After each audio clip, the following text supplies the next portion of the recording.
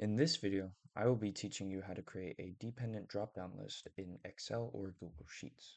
To preface, this is just an example and will not cover any extreme cases. So to start out, I created a table with three categories up top and their respective child underneath. So like for fruit, we have apple, banana, cherry; vegetable, lettuce, carrot, tomato; dairy, milk, cheese, yogurt. To start with this, we will go into something called named ranges. So if we go to data, clicked on name ranges, it's essentially creating a list that you can reference through a name. So let's name our first one fruit, and we will select the things under fruit. Be careful not to select the category name itself because it will also show up in the list if you do select it. So we'll say okay, okay. Now we have our fruit range. Let's do the same for the others. Vegetable. And let's go to select here. Let's deselect these. So now it's just B2 to 4. And there we go. We have vegetable. And same thing with dairy, which we will deselect these, reselect these. Now C2 to C4. Okay, done. Now we have our named ranges. So we can close out of that.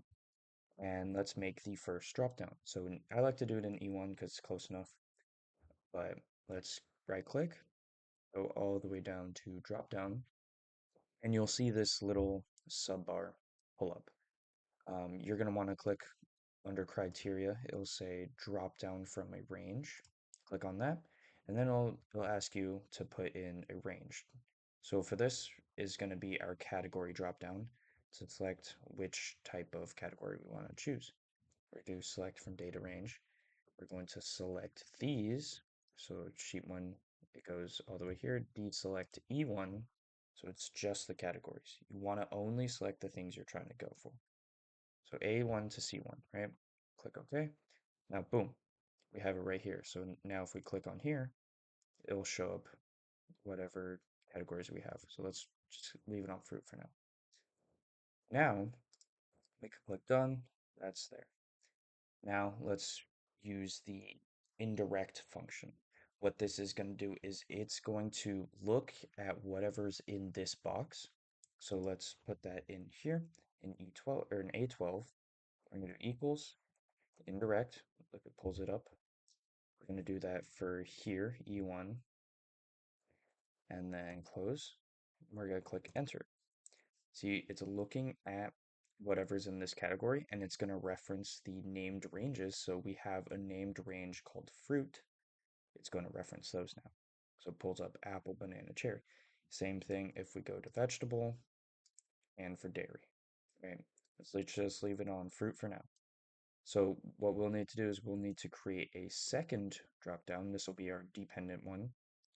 This is how we, and then again, go to criteria, drop down from a range, and we're going to select a different range this time.